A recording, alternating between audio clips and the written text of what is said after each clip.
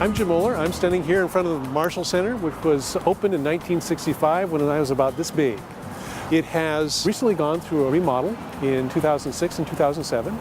Over 20,000 square feet was added to the facility.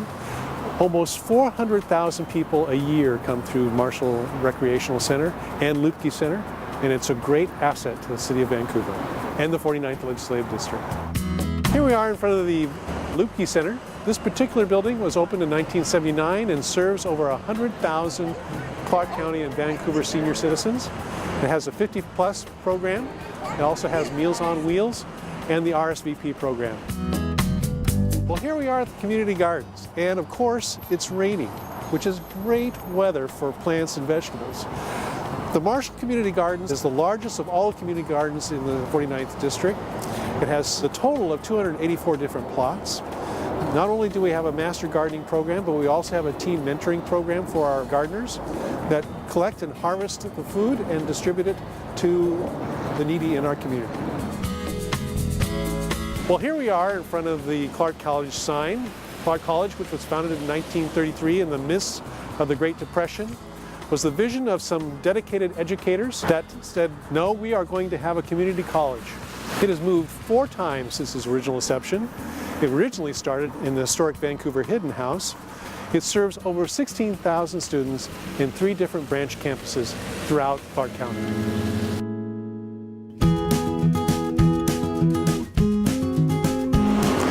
Here we are in Uptown Village.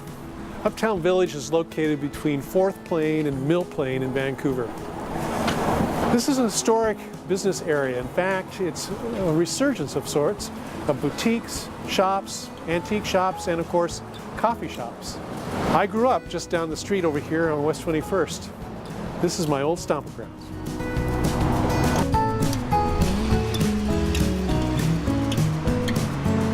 Farmers Market was started nearly 20 years ago in a parking lot near I-5 with just a handful of vendors. Its permanent home is now in the refurnished Esther Short Park and has over 60 vendors a year. Thousands of visitors come weekly from both sides of the river. Produce is grown by local farmers. You have flowers and food booths and arts and crafts.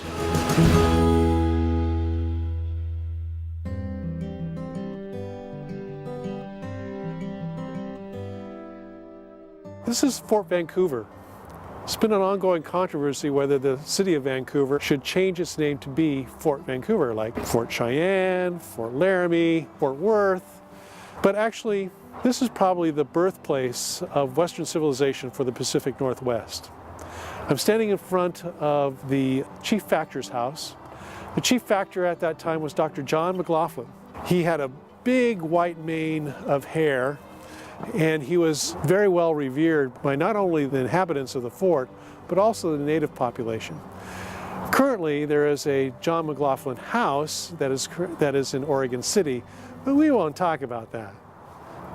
Fort Vancouver was established in 1826.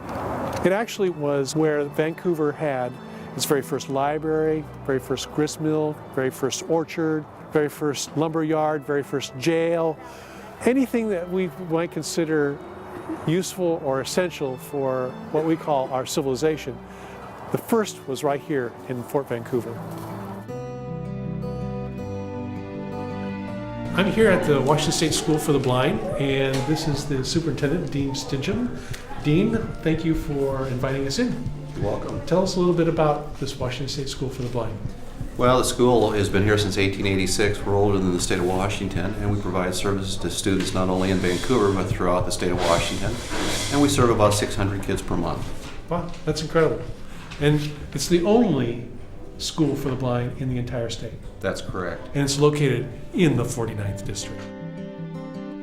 In fact, it has 97 trained teachers in 2009. There are video clips and blindness clips of online training on specific topics, averaging 3,000 hits per month, accessed by people from all over the world. There's also a Braille Access Center. The Braille production of over 12 million pages of Braille since the fall of 1993 provides large print, Braille aids and appliances to approximately 1,400 blind, deafblind, and multi-disabled children. Here we are at the Washington State School for the Deaf. This was the actual original site of Fort Vancouver before it was moved to its location that we earlier visited. And the school was actually moved here 3 years before we became a state. The school serves about 120 students, and behind me you'll see the cottages that they stay in during the school year. Also, there are many options available to the students, from woodworking to auto repair, in training for a useful and productive life. The School for the Deaf is a statewide agency that serves students who are deaf and hard of hearing or deaf-blind and their families in local school districts. It provides early intervention services in Clark County and has a shared reading video outreach program and distance tutoring program. The Washington School for the Deaf high school students participate in volleyball, football, basketball against other small schools.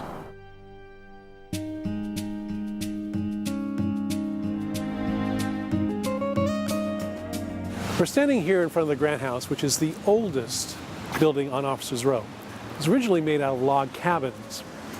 It's called the Grant House based on and in honor of Ulysses S. Grant, who was stationed at Fort Vancouver as a young officer.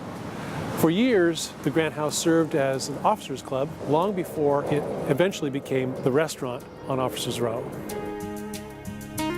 Grant returned as a visitor to the barracks in 1879 after serving 2 terms as president. He never actually lived in the house, but frequented it many times as a young officer. For over a century, the homes along the northern edge of Evergreen Boulevard in the Historic Reserve area served as a residential housing for many of the soldiers, officers, and families stationed at Vancouver Barracks. The City of Vancouver rehabilitated Officers Row in the mid-1980s. The time-worn properties were described by one official as 21 white elephants nose to tail.